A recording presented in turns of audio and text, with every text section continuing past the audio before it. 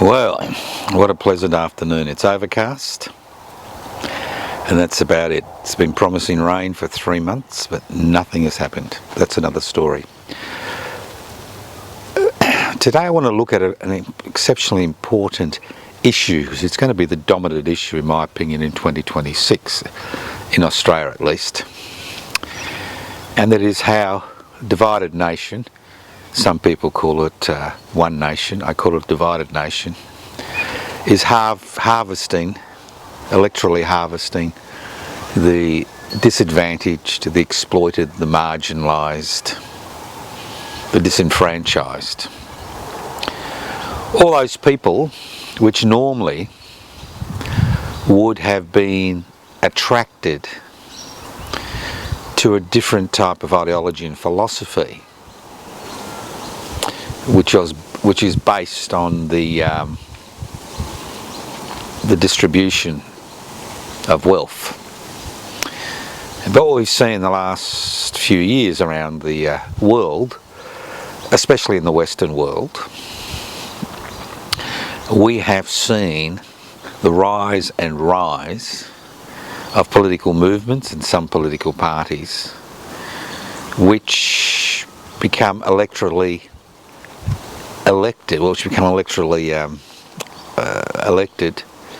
because of the way they're able to harness this dissatisfaction with parliamentary democracy. Now, things don't start when you wake up in the morning. Human beings, like anything else, there's a history, and unfortunately in this country, history is something that not very many people are interested in. But historically, we have seen a number of shifts in the way political, social and cultural movements develop in this country. And if you go back to 1854 and the Eureka Rebellion, the essence of the Eureka Rebellion was based on the idea that it doesn't matter who you are, what's important is who's got your foot on your neck. And that's been the primary motivating force for reformist and revolutionary movements. It's about removing that pressure. It's about getting more crumbs brushed off the corporate table. And in more extreme cases, it's about sewing off one of the legs of the corporate table, and seeing the whole thing collapse. So we've seen reformist and revolutionary movements over the past 100 years, because traditionally, people in authority, usually hereditary monarchs, believed they were able to exercise their authority because God gave it to them. And in many regards, many of them considered to be gods or demigods. It wasn't until the 19th century, after decades of struggle, that we saw the transformation of the state from an organism which was primarily developed to maintain the status quo, maintain those in power through a monopoly on the use of force, with the state being forced to take an interest into the ordinary person, into the great mass of people, the public, the many. And we saw a whole series of reforms come forward through direct democracy, through parliamentary democracy, through street activity, through extra parliamentary activity, which heralded an era of reform where wealth was not only created but redistributed to everybody. And we saw a cohesion in society. It wasn't perfect. There are always the others. But there was this general understanding and cohesion in society. Over the past 50 years, the privatisation, deregulation, globalisation and corporatisation revolution which has swept over the world, especially the Western world, has meant that the state is no longer in a position to look after the interests of the many, the public, because the institutions and structures which have been created to ensure this occur have been usurped by a small group of people, about 1%, that own the means of production, distribution, exchange and communication. And what we've seen is that movement to redistributed wealth has collapsed. We have seen the social elevator, primarily education, tertiary education, which allowed people to become upwardly social mobile, being destroyed. Now, during this period, we saw a new development in Western political culture and thought. The development of identity politics. Identity politics is based on the individual.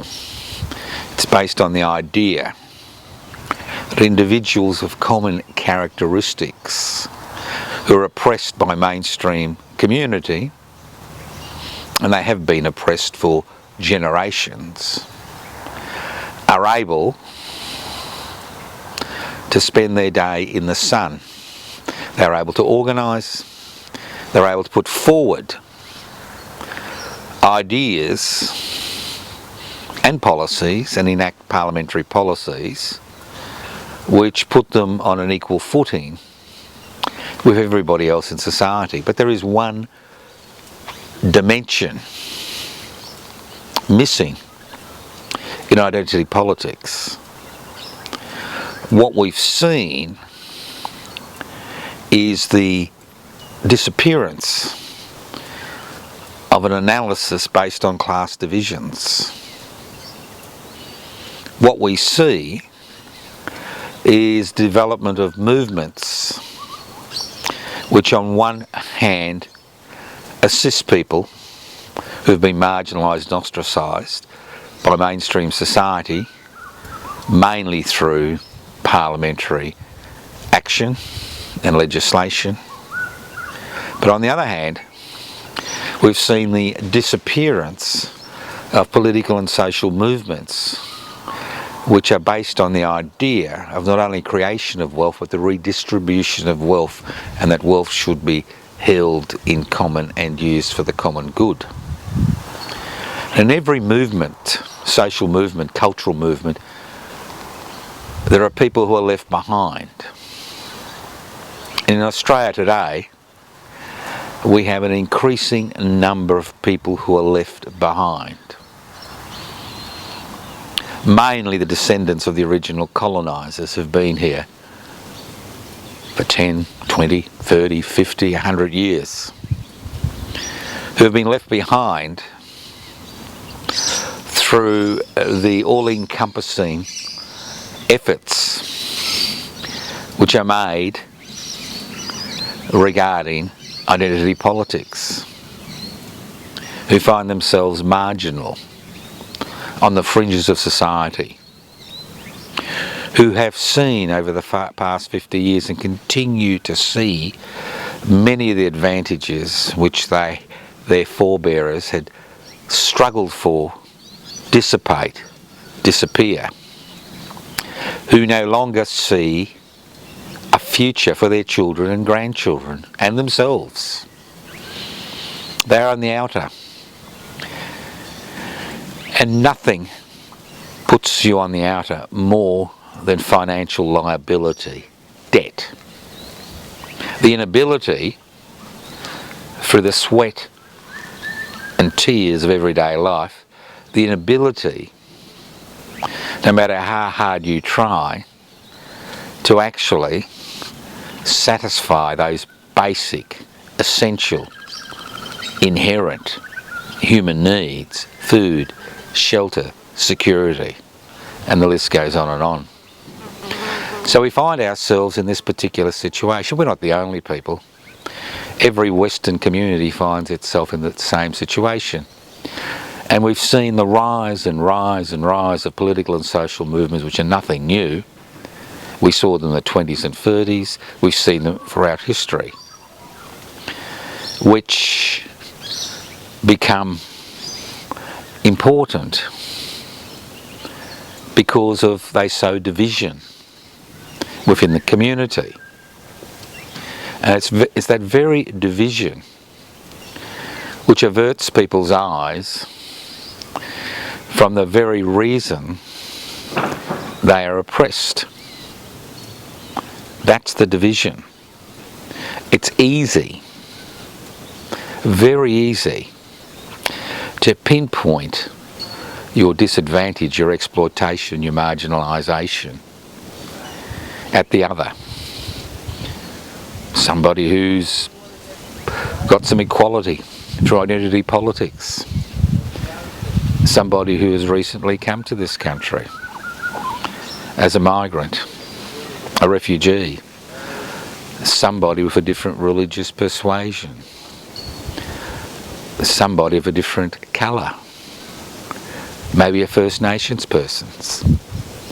It's very easy through asocial media, not social media, asocial media or anti-social media, to create fake news in inverted commas, to create pylons which begin to have a significant effect in the community in terms of their attitudes, in terms of the reasons they feel they have been marginalised, disenfranchised, pushed out of society, had their future eaten by the future eaters. So we find ourselves in this situation after the first quarter of the 21st century in this country. It's not a pleasant situation to find ourselves in, but that's the reality. That's the reality we face. That's the reality an increasing number of Australians face. That irrespective of how hard they work, irrespective of what they do, irrespective of whether they obey the laws, they will continue to be marginal. They will be disposable. Nothing highlights this more than superannuation. If you work hard all your life in a low-paying job, the type of retirement you can enjoy is limited, exceptionally limited, by the amount of resources you've been able to squirrel away through superannuation, possibly augmented by an adequate old age pension. So we have an increasing number of Australians, as I've said, who are looking for answers, who are looking for solutions. Currently, they are looking for solutions through parliamentary politics. They are looking for political parties and social movements that have not been usurped by the 1% that own the means of production, distribution, exchange and communication. They are no longer have any faith or interest in what are described as the major political parties. Even the Labor Party, which had a significant electoral victory, obtained that victory, I think, with 35% of the primary vote. So if you're dissatisfied, if you're marginalised, if you're disenfranchised, and there's a political party which sows division like divided nation, commonly known as One Nation, then you will be attracted to that party irrespective of its policies. And that's the issue. Many people think that people vote in elections for specific policies. People vote to a significant degree for individuals and political parties they believe could represent their interests. So we are seeing the National Party and the Liberal Party hemorrhage votes to divided nation. We are seeing the rise and rise of political and social movements around the world which identify their problems as totally related to the 1% that own the means, that are totally related to the other, not the 1% that own the means of production, distribution, exchange and communication. That's why you have the ridiculous situation of the buffoon in Washington being elected as president, although a billionaire and somebody who's using the presidential office to enrich himself and his family, because he represents those that have been marginalised and disenfranchised, those sections of society that feel they've been left behind. So that is the problem. That is the essential problem of politics, culture, society today. This disconnection between the reasons that so many people are no longer able to enjoy the fruits of their labour in this land. That disconnection between why they find themselves in that situation and what can be done to improve it. Now, as we saw in Nazi Germany and fascist Italy and fascist Spain, that disconnection can be used to sow division, create wars, create death. And that's what we're doing today. That's what Divided Nation is doing. I don't blame Divided Nation for trying to harvest the disenfranchised with their message, but I do blame us, the so-called left in Australian politics, for deserting the struggle around class. Not your traditional class analysis, but a class analysis based on reality. In this country we have 4 distinct classes. The 1% that own the means of production, distribution, exchange and communication.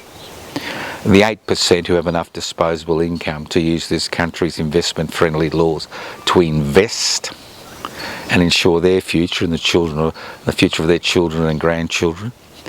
The great bulk of people who pay rent or are paying off a mortgage, 60 to 70%.